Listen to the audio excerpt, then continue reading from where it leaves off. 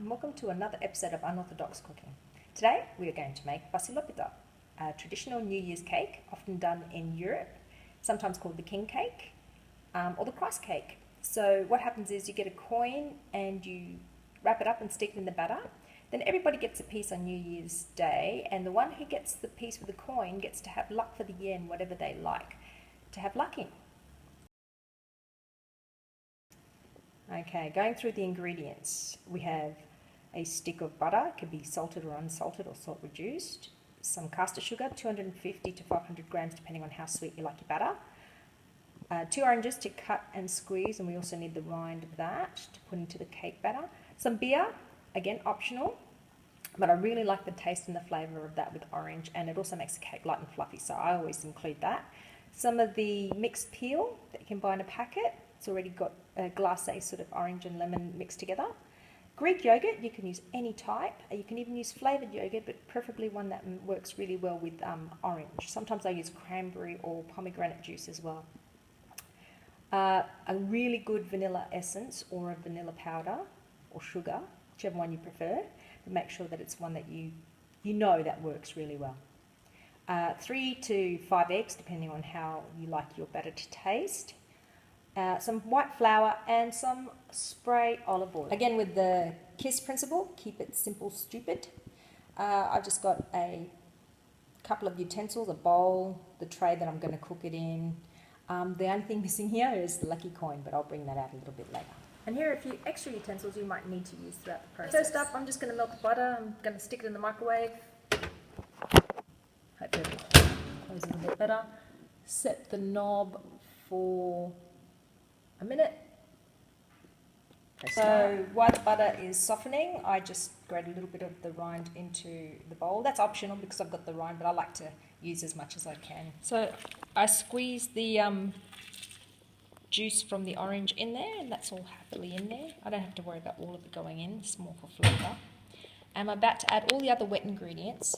However, the butter that's melted, I add sugar to that first and mix it, and I'll show you that in a second. And I'm about to mix it. Just gently. Just make sure it absorbs it all.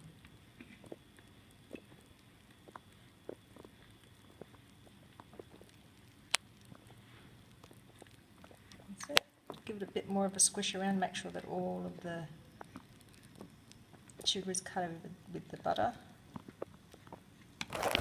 So I'm going to add mixed peel into the batter there.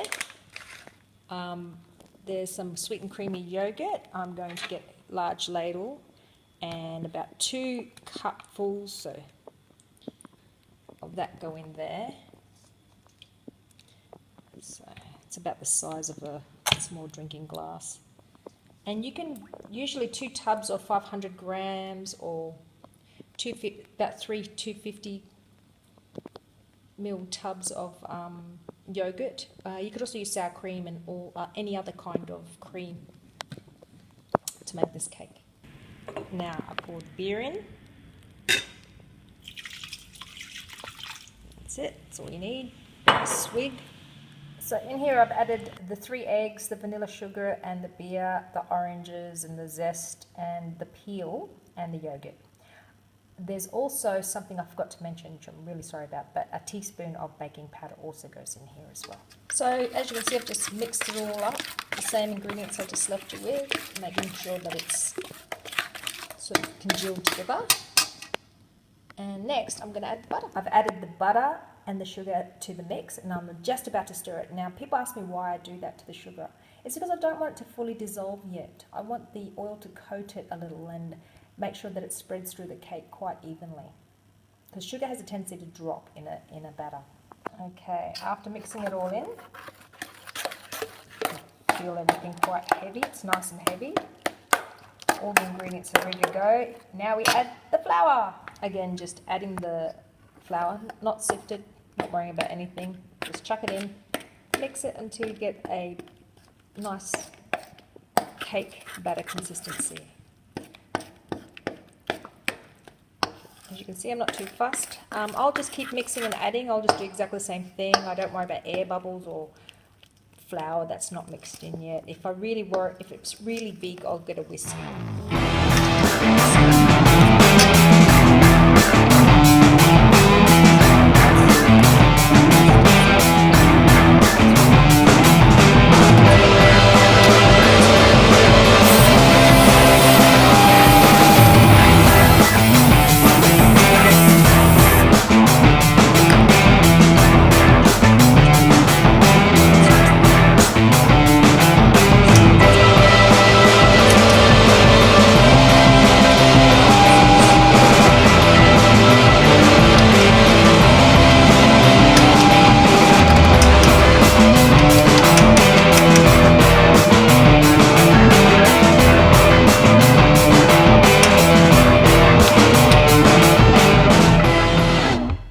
All the edges are covered.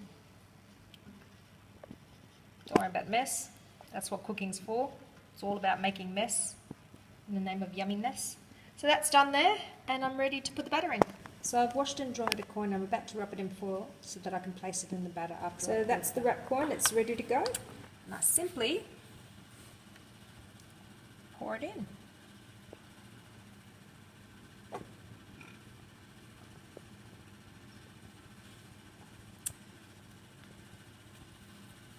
Very simply indeed.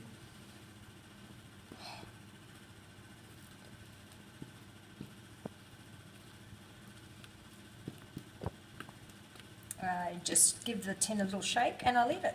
I don't touch anything else after that except somewhere I put the coin. And I used a round tin so that no one can know exactly where the coin is going to be. Even I'm going to spin the cake around so that I don't know where any distinguishing marks are going to be.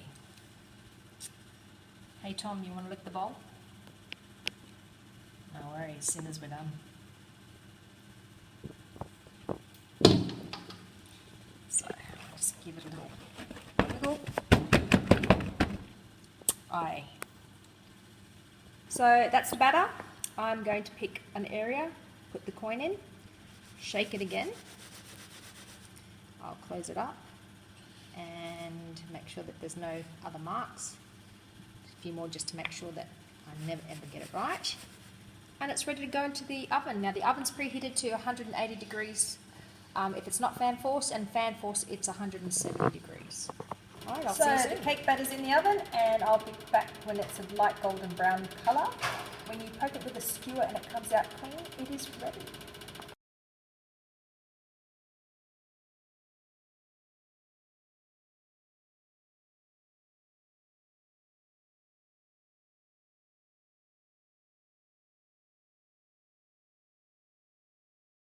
So here you see the cake's ready. I've turned off the oven and let it cool down in the oven. I haven't opened the door except until now.